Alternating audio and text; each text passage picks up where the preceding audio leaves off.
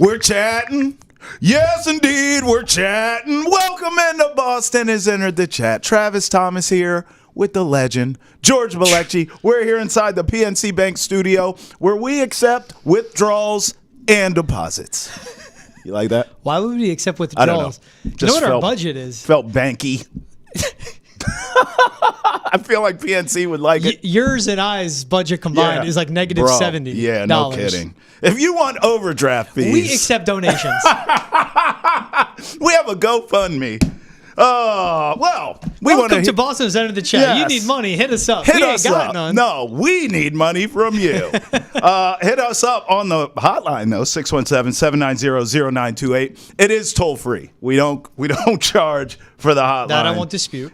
You can also email us. Spoiler alert. We got an email to talk about, George. Hey. Hit us up, the chat at nesson.com. Here on this fine program, we're going to talk NBA Cup, of course. We have that email question that we'll get to, and we'll preview the big one, Thursday Night Football. Tonight, Commanders, Eagles. All that and then some. So let's get into it with what's trending, but we're doing it a little different now. We have a little nuance to what's trending. A little kind of a audible, if you will. You know in the why offense. they brought this in, right? Because we were going too long? The amount of times my producer in our ear, Brendan, Ante, Ethan. Take your pick. Hey, rap after this. And soon.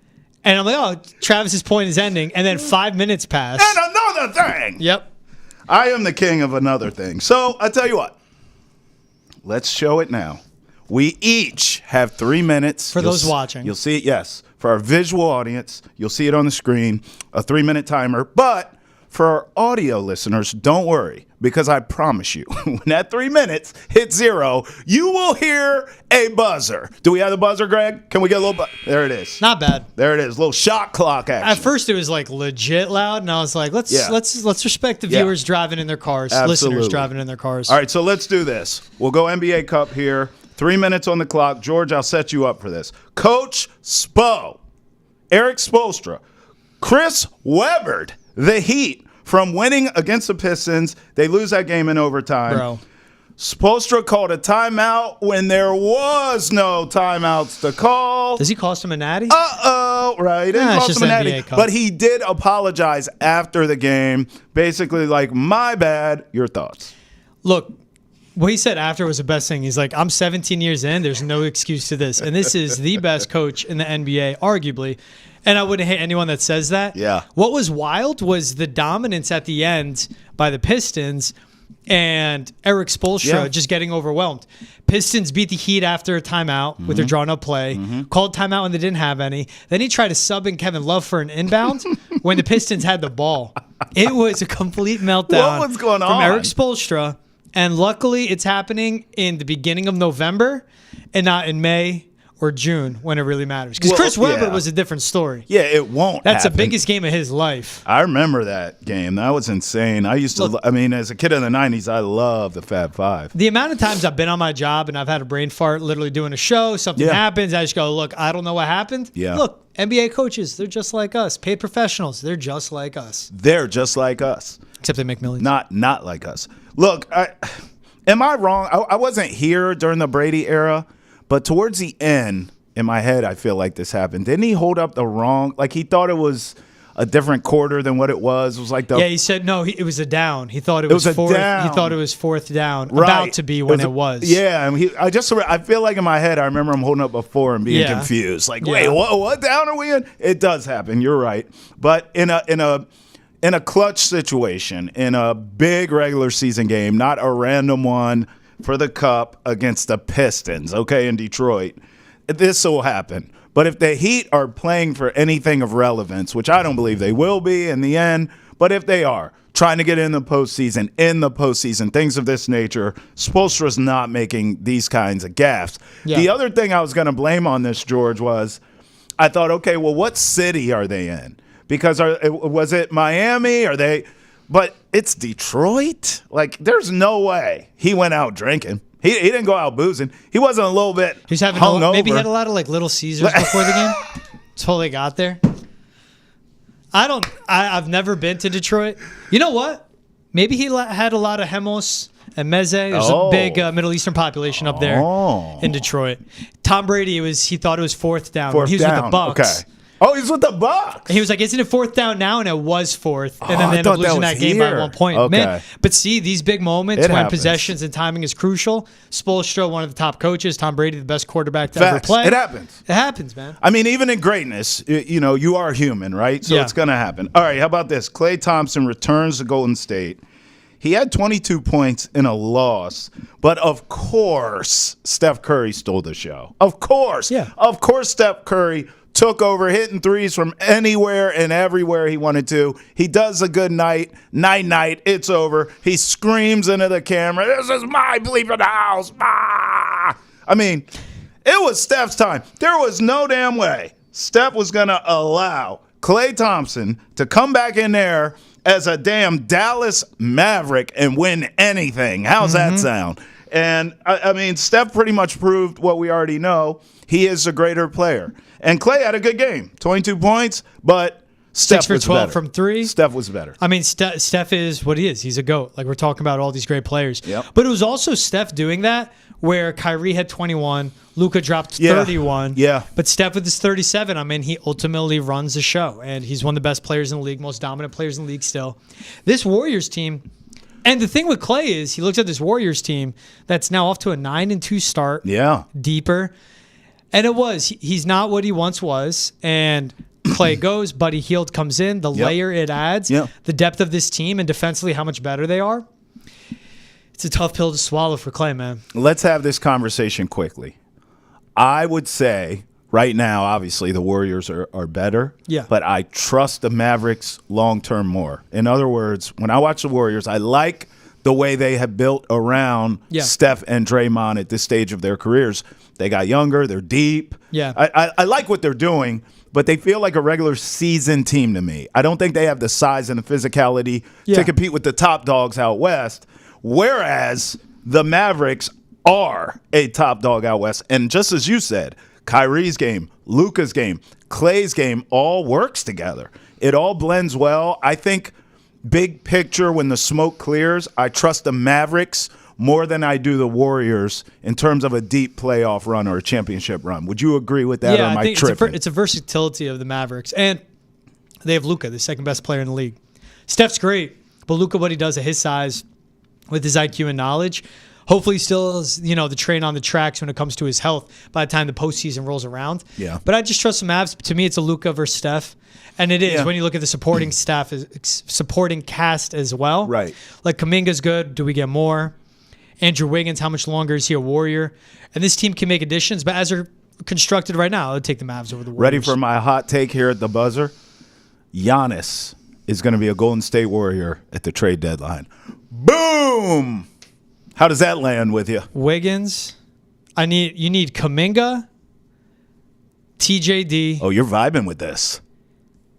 Podzimski. For sure. Pods. So take off Pods, add Moses Moody, and a lot of draft picks. You might have to give up Pods too, and a lot of draft picks. Fine.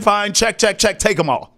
So you're with this. But Giannis would be a ball stopper in a way, where you give him the ball and he goes forward, just runs in. You give there me. You go. No, it's it. Stop. Go. You give me Giannis, Draymond, and Steph. And another thing, that's gonna work. That wouldn't happen. That's gonna work. You can give me them three and some cats from the Y. Dumb trade it's gonna from the work. Warriors. All right, Joel Embiid returns to the 76ers, but it didn't matter. He was rusty. He had 13 points. He didn't shoot the ball well. They lose to the Knicks. Before you give me your reaction to this, I just want to say, ha, ha, ha, to all you Eastern Conference teams who had these great off seasons, and you stank. Ha, ha. Well, this Celtics reign again. Go on. Helen Keller saw this coming. That's what I was going through in my head, man. Look, Joel Embiid's going to be rusty. He's not playing in the back-to-back already. What got me the most is we've spoken about what the last time we saw Joel Embiid, so be it against the Knicks. Sure. And then, though, Joel Embiid we see now, Joel Embiid foul hunting, flopping, hurting players. Yeah. See the flop he had on Miles McBride? Miles McBride is 6'1", just under 200 pounds. Joel Embiid, 7 foot, 280.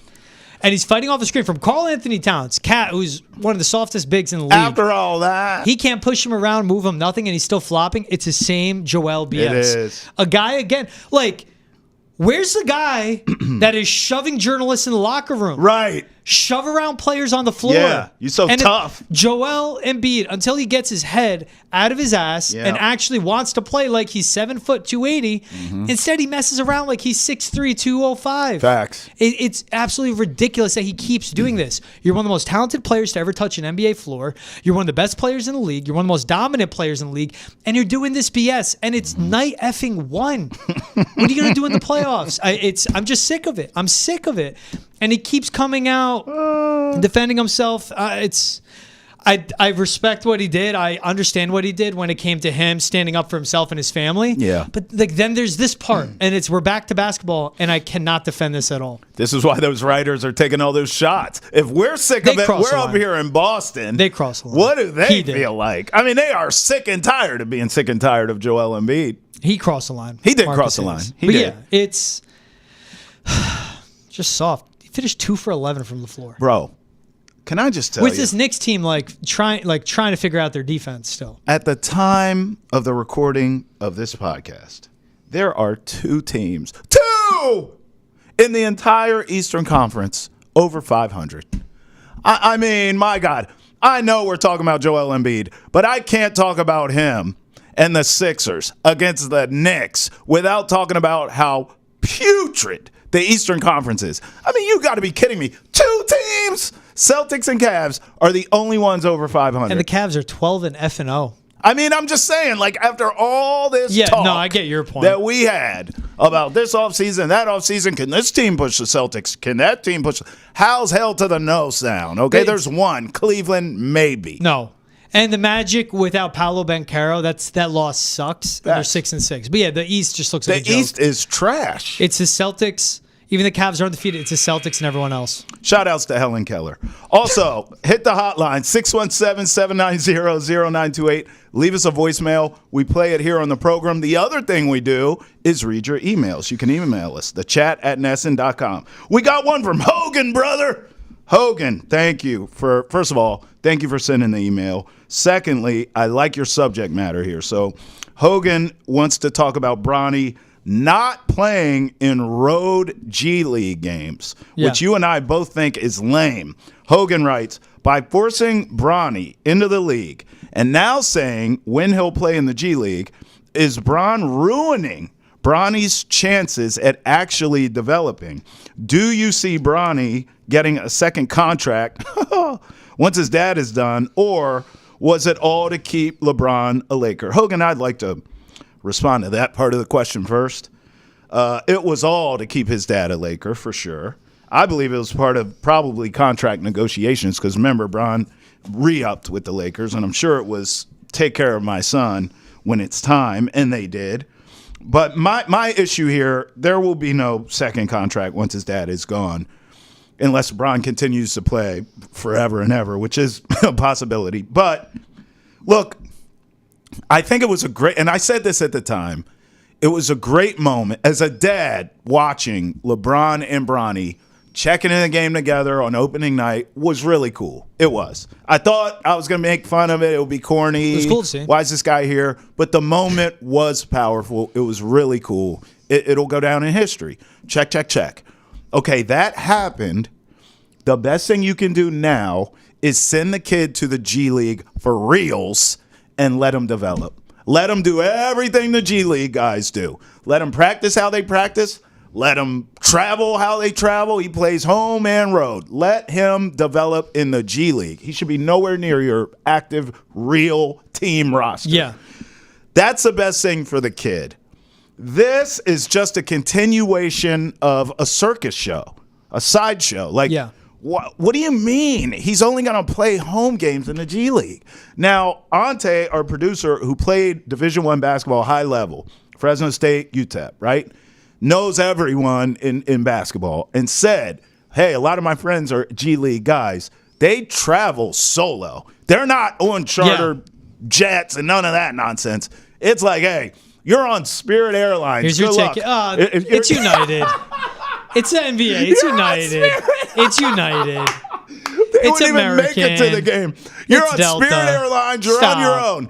And look, here's the thing. I understand not putting Bronny, in coach on insert airline here or whatever, right? He's traveling by himself. I get it. But there's enough resources in that James family. Give him a bodyguard or something. Give him security. Like, I get not wanting him to be out in public by himself because that's how they travel. Yeah. But, then give him someone to protect him at least, where he can just go to his terminal, get on the flight, and get the hell out of Dodge. Or fly him charter. Give him preferential treatment because of safety's where I'm going, George. Yeah. Either give him a security detail and he flies like the rest of them, the G Leaguers, or then he flies differently than the rest of the G Leaguers because he is Bronny James, which no one on those teams would really have an issue with, I would think. I mean, if you're sitting there like, well, why does he get to fly charter and we're on Spirit? Like, come on. Okay, so I just think this whole thing has been a detriment to the actual development of Bronny. I think that's on the back burner. Everything else is on the front, and that's a problem. The second he left college, it was a detriment to his actual development. You're right. This kid needs to play basketball. So saying he's not playing in road games, again, that's the best way he'll get better, is playing actual basketball. He should have stayed at college, whether it's USC, whether he transferred to Arkansas, you're right, whether he would have went to Duquesne, or one of LeBron's childhood friends is now the head coach at. Wherever it was, he should have been playing basketball and playing at a level where he can actually compete and develop and get better. The second he went into the NBA, this is what it became. And now that you're saying he won't play in road games, it's not just the fact of him playing basketball. It's this kid learning and developing through adversity. You have to travel, and not the easiest way. It's not the glitz and glam of a charter flight in the NBA. You're going to travel coach. You're going to play in road games. Yes, it'll be an empty arena, but still, it would be a hostile environment. You're learning to play on the road, and you're learning to get ready for your game in some of the toughest circumstances. Because trust me, road games in the G League don't even come close to the treatment you get as a road game in the USC. That's right. Look, there's nepotism and there's preferential treatment, and I'm fine with that. But this is too far. It doesn't help Bronny James. It doesn't help the Lakers. It doesn't help the G League team, and this hurts everyone, including LeBron James. Yeah. The second this decision was made, there has to be someone in that room that goes, I would not do that. This kid, and Bronny Jr. has to be himself at a certain point. And has to just be treated like a player in the G League that has to work his way up to the NBA. Because what benefit does he get of not being on the road? Where's he going to be those days? Extra workouts?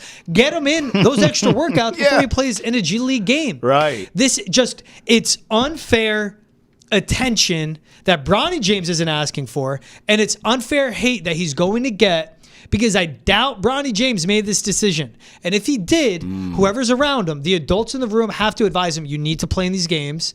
And there is a risk reward to everything. The risk on this is the slack and the hate and the pushback that he will get from this. And this is what's happening right now, where the reward is, look, you go to the G League. I know it's not going to be fun. You don't want to go to Sioux Falls. Well, guess what, man? You decided to be on board and say yes to coming into the NBA. This is the best way for you to develop and actually belong in the NBA.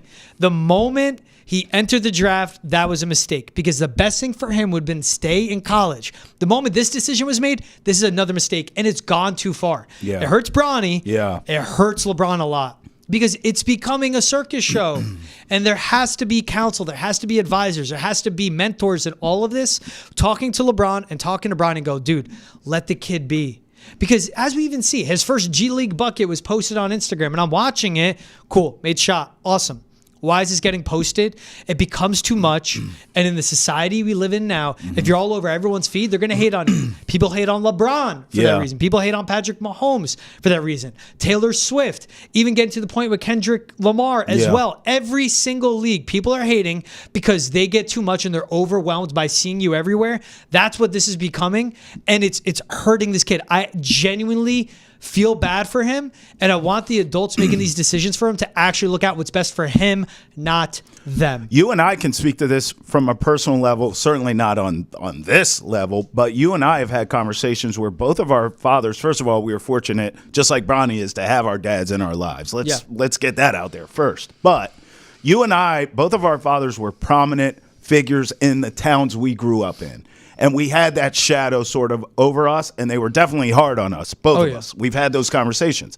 But I remember along the way, credit to my dad, who it was a family business too. And I'm the only child. So there was a little bit of pressure there.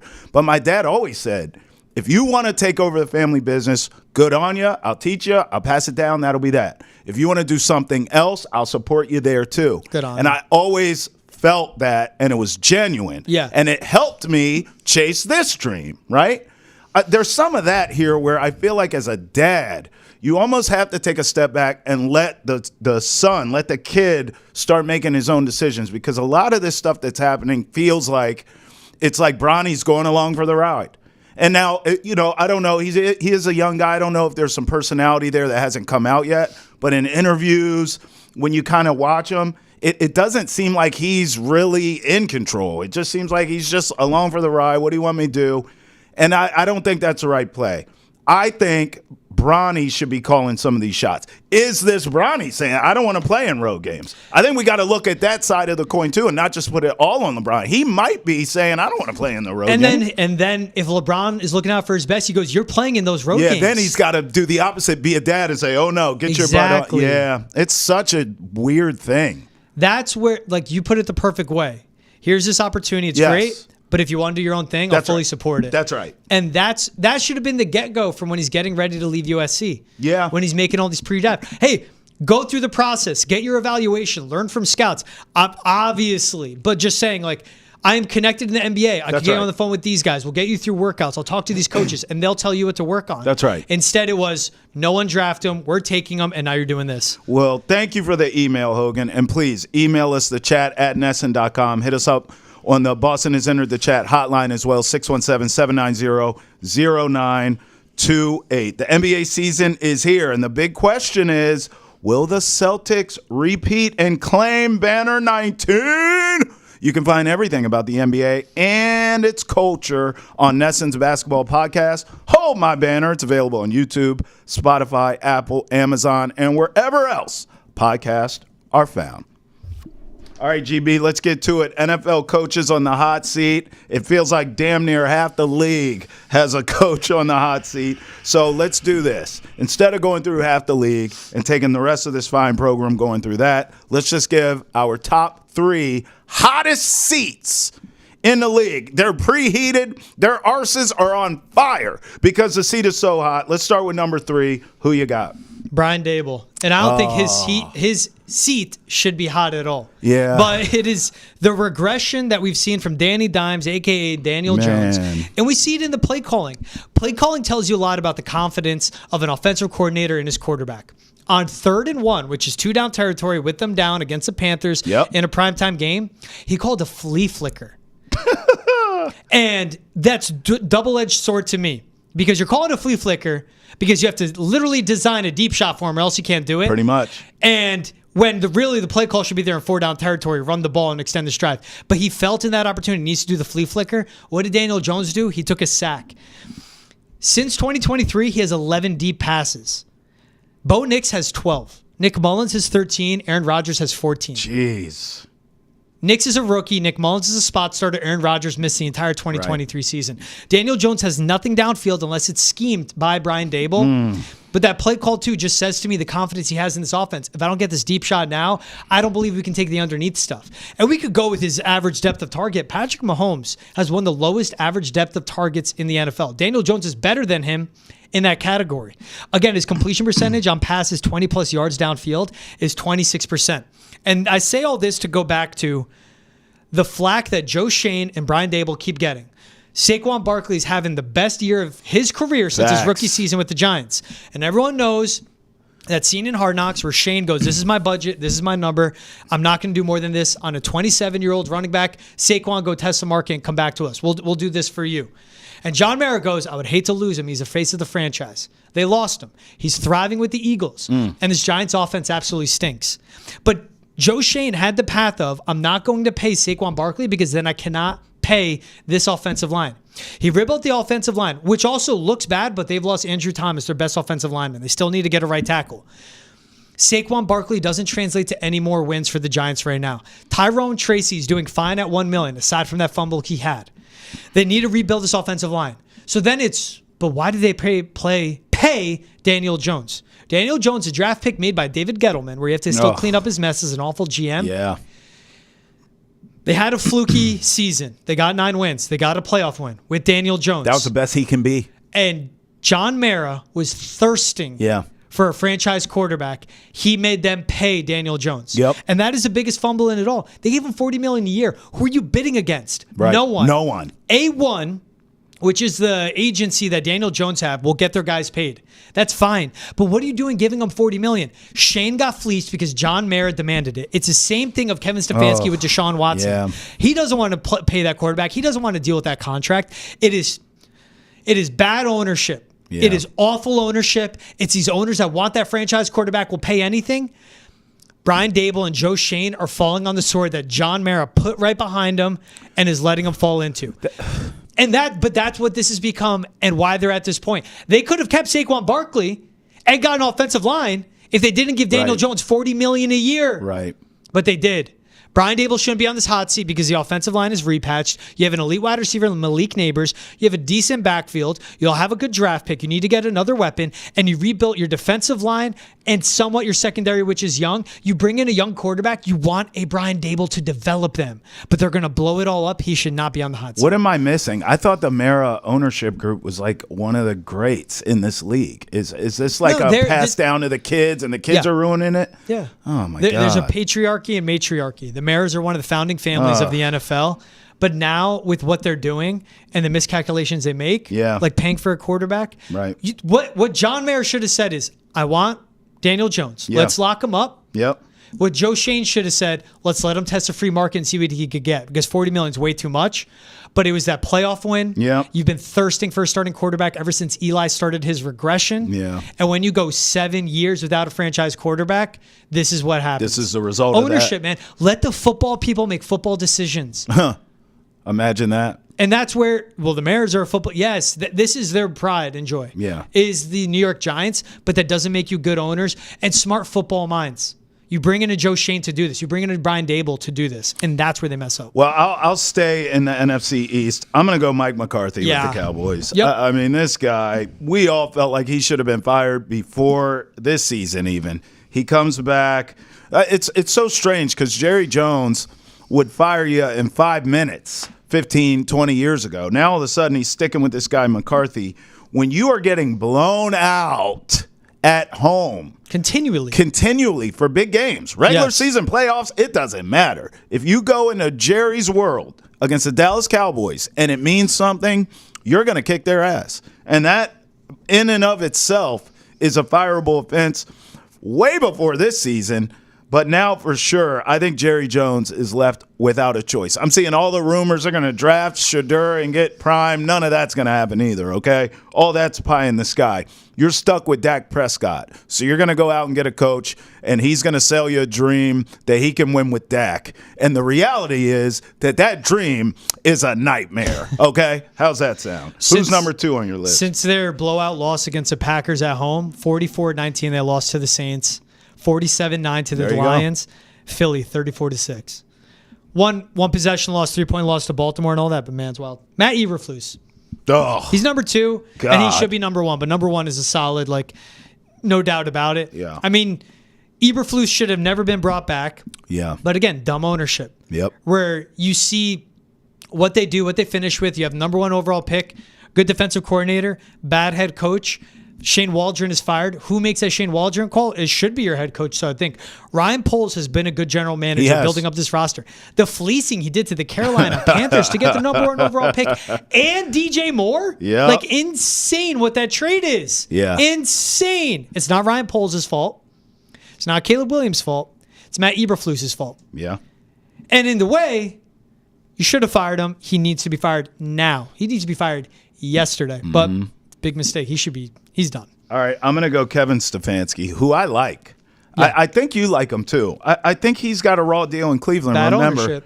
Well, it's bad ownership, but let's talk about what Stefanski has accomplished before Deshaun Watson arrived. Because remember, we're talking about the Browns here. Yep. This guy shows up.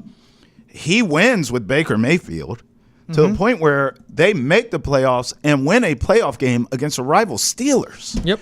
And you're thinking, okay, here we go. And we know the rest that happened with Baker, I think a lot of that, Baker was hurt. He admitted it after the fact, how hurt he was. He's a warrior. And then maybe he shouldn't have been playing in hindsight, but he's a warrior. He's stuck in there. So you admire Baker a bit for that, but at the same time, it fizzled out there in Cleveland because he's already not the most athletic cat you've ever seen, and now he's compromised because he's hurt.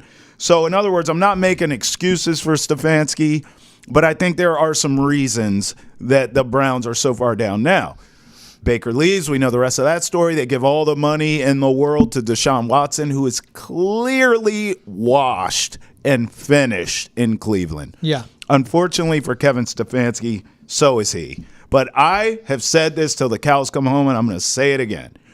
If Gerard Mayo gets fired, and I know we're going to throw all these big names out there, these high-profile guys, Mike Vrabel, all these people.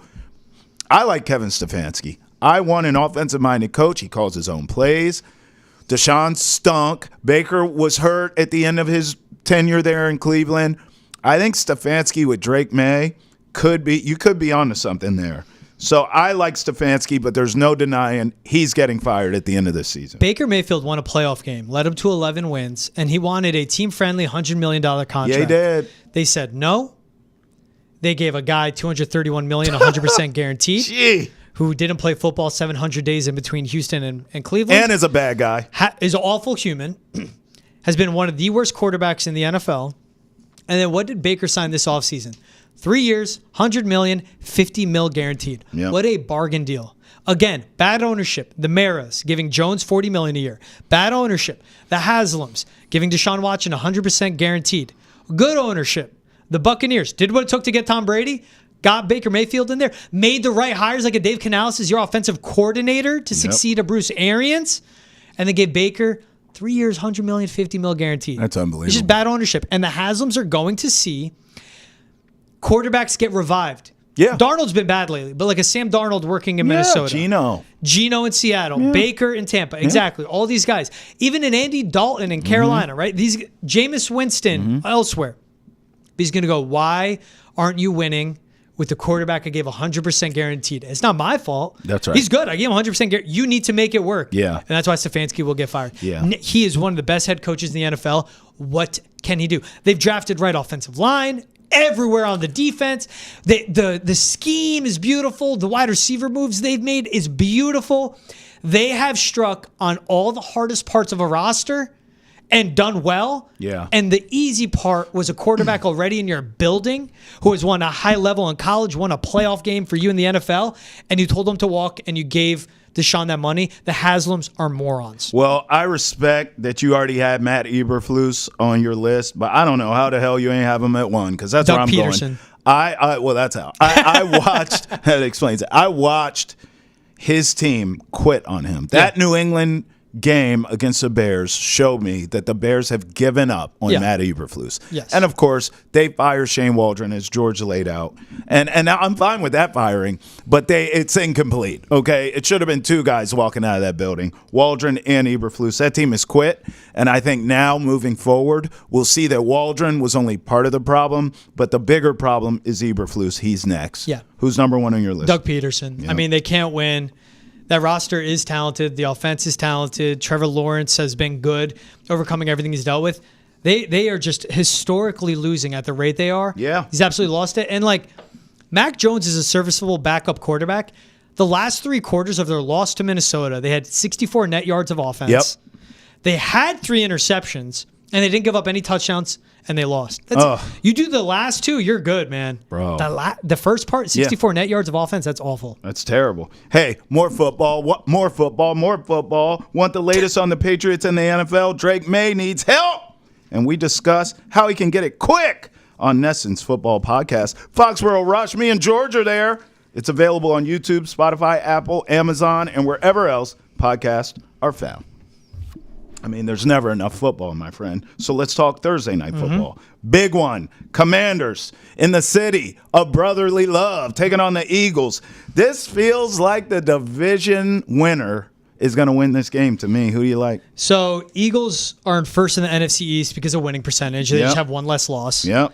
And Philly's a 2 seed. Commanders are the 6. Phillies, man. Philadelphia Eagles in this matchup. That defense has been great since their Week 5 bye. The pressure, they have one of the highest pass rush win rates. They have Kenyon Mitchell shutting down one side of a field. Cooper DeJean is finally finding his way on the field after taking some time to get acclimated to the NFL. Jaden Daniels and his Commanders offense is top 10 across the boards in almost everything. They're one of the most efficient offenses in the NFL. But you look at the matchups that they faced throughout the season, they faced soft defenses. They have. Yeah. Look at what happened against the Steelers. Held to a career low in completion percentage. Now, they put up 27 points, but just kept him out of sorts. This Eagles defense is top half, if not top 12 in the league, led by Vic Fangio. Mm-hmm. It's a defense that makes a difference for Philly, and it's a defense that makes a difference for the Commanders, where they've been really bad against the run. Yeah, they and have. With Saquon Barkley putting together the year he has, on 20 touches, he's averaging over 120 yards per game. 20 total touches, because that's how you have to do with it with a weapon like him. On top of A.J. Brown, back, healthy, taking and being an extra layer to this offense, and Jalen Hurts cleaning up the turnovers. It's all the talent on this Philly roster. They are one of the most talented rosters in the NFL. I'd argue the most talented. Exactly. Yeah, I wouldn't hate it. This Commanders defense has a lot of question marks. We'll see if we get Marshawn Lattimore, but this will be his week and a half since being traded there. Yeah. That's still a lot to get used to. I like Philly in this one a lot. Home, their defense, but then offensively, how they match up. They win at the line of scrimmage on both sides of the ball, and that's where the Commanders' weakness is. Jaden Daniels hasn't been great against pressure, and this pass rush from Philly is finally starting to get home.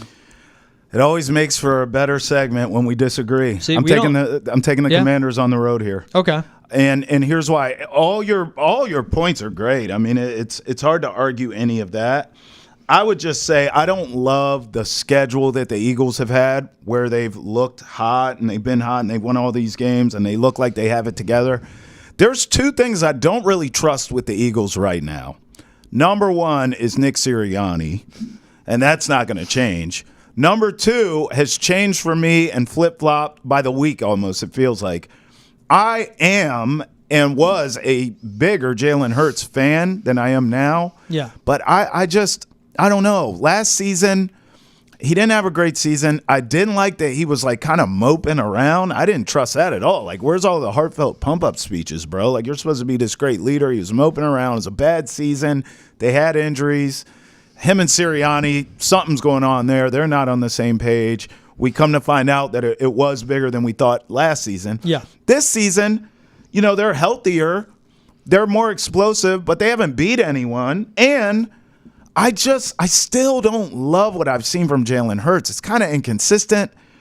I still believe something's up with him and Sirianni. I say all that to say, I think the Commanders come in this game. I need to see if Brian Robinson Jr. is back. I believe they can run the football, kind of go time of possession here. And I can't believe I'm saying this, I like Jaden Daniels. I trust him more than I do Jalen Hurts in this spot.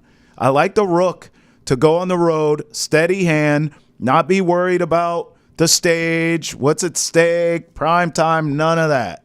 He's going to be just fine. Although he's come back to earth lately, I do think he's going to outplay Jalen Hurts. That's my biggest bet here.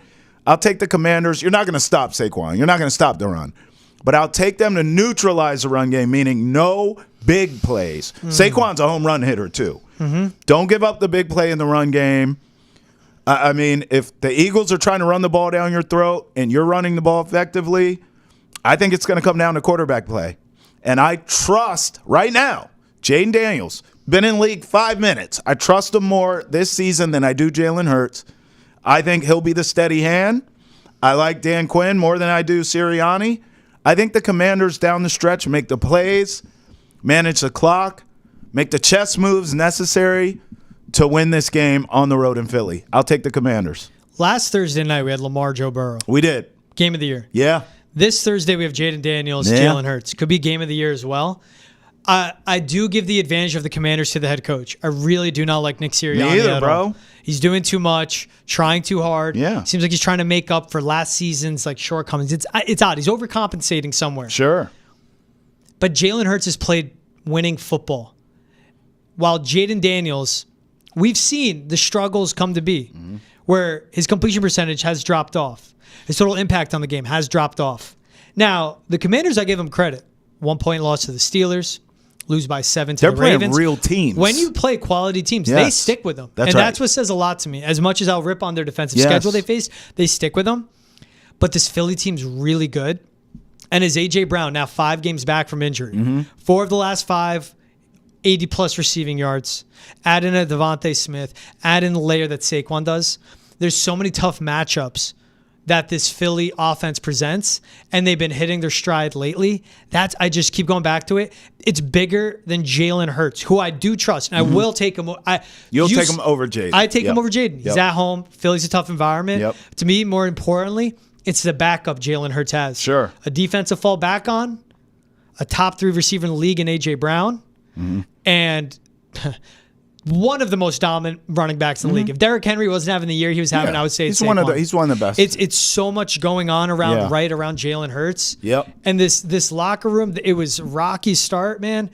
You look at success rate on defense, you look at EPA allowed, and they're one of the top in the league. And when you take away that success rate, which is basically 1st and 10, do you get half the yardage? 2nd and 10, do you get half of the yardage to get the first down?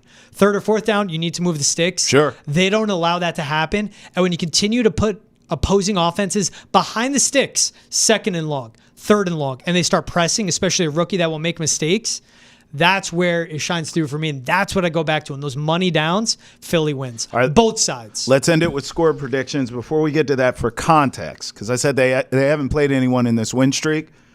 Eagles have won 5 straight. Look hotter than fish grease. I won't deny it. Here's who they've beat. Coming out of their bye week, they beat the Browns. They beat the Giants. They beat a struggling Bengals team at that time. Bengals had not righted their ship yet. They beat the Jaguars. And they, of course, just blew out the Cowboys in Big D without Dak. Yeah. Just saying. Yeah. I'm going to go. Who are you playing? I'm going to go 29-26 Commanders. Jaden Daniels makes the plays down the stretch. Game-winning drive. My favorite bet of the night, I'm going to go Jaden Daniels rush touchdown. Yeah. Plus 210. Because he's dual threat as they come too. Give me Jaden Daniels outplay. Jalen Hurts, I'll take Commanders 29-26. Same on the front. These are 2 teams. Like, this is who are you and are you quality team? Because the Commanders wins, Carolina, Chicago, New York, and they lose to Pittsburgh. Now, Pittsburgh came down to we need to, on a hard count, move the sticks. They lost to Ravens, too. I'm sorry. The Commanders beat the Panthers, Chicago, New York. Yes, they lost to the Ravens. And that's where I give them credit. Yes. They only lost by 7. And that game came down to the wire. I'm taking the Eagles on this one, and the final score on this, it comes back to the defense, and I just think how many which ways Philly can break them. 34-24, Philly wins, and I also have them covering because if you're lucky, you'll get Philly -3 now. Right. It's 3.5, 4 in some books. So I think Philly covers, and they win. I also like the over by saying that final score, too. It's around 49. If you want to go with one side, you could go over. I just like going on the side of Philly more. It's a big one tonight. I can't wait for it. Winning bets and watching your football team win every week. We can't help your team, but we can help you make the right picks. Tune in to Nesson's Betting and NFL podcast, The Spread. It's available on YouTube, Spotify, Apple, Amazon, and wherever else you get your podcast. All right, let's end it here. We'll spend 5 good minutes on Anthony Richardson because he's back in the starting lineup for the Colts. Head coach Shane Steichen said this, quote, "It's attention to detail in everything Richardson does. It's got to be a higher standard. Over the last 2 weeks, he's made strides in those areas." Anthony Richardson says, I just showed I'm willing to be a pro. I'm willing to sacrifice anything I need to for the team. I feel like the past few weeks have definitely opened my eyes and allowed me to have the opportunity to kind of take a deeper dive and look at myself and see what I'm made of. I'm thankful for these past 2 weeks. I'm low-key glad they happened. So a very focused, hungry Anthony Richardson back in this Colts lineup to prove that he should have never been benched in the first place, which was my position from the beginning. Yes, he was inconsistent with Anthony Richardson is in his true rookie year. He was lights out, but it was for a handful of games. Then he got hurt. Yeah. So I think the expectations, myself included, I drafted him on my fantasy team high as hell thinking it was going to work out. But the expectations from the jump, George, were that he was going to pick up where he left off before he got hurt. Yeah. But the truth of the matter is he got hurt. He didn't play his rookie year that much. And then he comes back. He's trying to get reacclimated. He's got some new teammates. It's tough. It's a hard league. But he had done enough where I felt like just stick with the kid. I think some of it was he had Joe Flacco behind him, and we've seen Joe Flacco in these situations have a lot of success. So I do respect that Steichen went back to Richardson. He rolled the dice. I didn't agree with the move of going to Flacco, but I understood it. What I like, and I do agree with, is Steichen is smart enough to say, okay, Flacco didn't work either. Now he finally, he turned back into a pumpkin at midnight. Like, he looks old now. Yeah. So let's go back to this kid and see what we got. George, I think Anthony Richardson's going to be just fine. I think this was the right move to bench him because he was all-time terrible. He was last in completion percentage, pressured, not pressured, blitzed, not blitzed, like barely breaking 50%. And he's only had 10 NFL starts. When everyone gets benched, people always go, well, his confidence is going to be shattered. His confidence is going to be shattered. The guy had to be woken up and humbled a little of, dude, when it's third and short, don't throw it 70 yards. You can't just keep chucking it down the field to Alec Pierce. It's about getting downfield, play by play, making the right throw, taking what the defense gives you, and guess what? You do that for 3 quarters, sometimes 3.5. When you need to step up and play to your game in the fourth, that's when you break them because you've been setting it up all game long. Yeah. It's what great quarterbacks do. They'll go to the receivers. Be patient. I haven't thrown your way. Be patient. It's coming. They're biting. Be patient. And then when the game gets later and you're setting up opposing defenders and you keep them honest, that's when your guys shine through. Yeah. He was awful. Like, he was terrible. He was going for the big splashy plays. His last 2 starts, he was completing 36% of his passes. Like, I don't care what plays you're going for. 36% of your passes. That's awful. 1 touchdown, 3 turnovers. In his career, 12 touchdowns, 11 turnovers, 8 of those interceptions. And he's had 6 games with 50% or below on completion percentage. You need a reset. We saw it where Bryce Young got sat and bounced back. Yeah, he did. He's playing all right. In a way, it woke him up. Yeah. Same thing with this. He's a rookie. He had his struggles. He needed to be brought back. That's what happened there. It's and Shane Steichen can go to Anthony Richardson. You see Jalen Hurts. You see the contract he got. Yeah. You know I was hired here? Yeah. The offense I ran with Jalen Hurts, which is run-heavy offense. I have you and Jonathan Taylor. Do you know what RPOs between you two can do? Absolutely demoralize opposing defenses. Let's keep it going. Trust me. Go with the play I call. Take what the defense gives you. Grow up. He's young, man. He had 13 starts in college. He was 21 when he was drafted. He's still the youngest starting quarterback. Raw. He was mad raw, and too. Super raw. Yeah. He's only had 23 football games over the last 3 years played. He needs more games played, but he has to do his part to stay on the field. And that's what Shane Steichen did. I think he pressed every right button in this situation. As someone who just got out of Jets rehab, do you feel like the Colts can go in there and win this game? Because I do. I believe in the kid that much. Not only do I think it's the right move to put him back in the starting lineup, and I believe he's going to play well. In addition to that, I believe the Colts beat a lifeless Jets team that knows it's over. Colts lost 30-20 to the Bills with Joe Flacco as a starter. He had 4 turnovers, 3 being interceptions. Jeez. This Jets team is one. It's over. Colts lost 30-20 to the Bills with Joe Flacco as a starter. He had 4 turnovers, 3 being interceptions. Jeez. This Jets team is 1-4 since they fired Robert Saleh. He wasn't a problem. The defense isn't good in stopping the run. No. But opposing completion percentage, opposing yards per game allowed, and yards per play, that's when they're top 10. They're one of the best in the league. It still is Anthony Richardson. This is a tough return game because of what the defense is. And this Colts defense doesn't back them up. These are 2 bad teams, so I'm not going to act like this would be a quality win for the Jets. Their season's cooked. They are dead. They are 3-7. Both of these teams are cooked. I don't think the Jets is a get-right game. Okay. But if the Colts don't win, it doesn't mean Anthony Richardson played poorly. Okay. So we can both be right. I mean, listen. He can get right against the Jets, and I think the Jets still win. So you just got out of Jets rehab, and clearly I maybe need an Anthony Richardson rehab because I believe in the kid. I think he's going to be just fine. Whatever. He has a long way to go. Yeah. It's all about Shane Steichen being patient. Yep. And Anthony Richardson has to help himself. He said every time I listen to his press conferences, hear him, he says all the right things. He does. Man. He does. He's like a Drake May. He says everything you want to hear. Yeah. As a leader. Yeah. And he takes accountability. I think that's important. I like that, too. I'm interested how this happens how it goes down on Sunday. Me too. Hey, that's it for us here on Boston Has Entered the Chat from the PNC Bank studio. Travis Thomas, George Bilecki, we appreciate all of you, and we'll do it again next time. Thanks for watching. Peace. Later.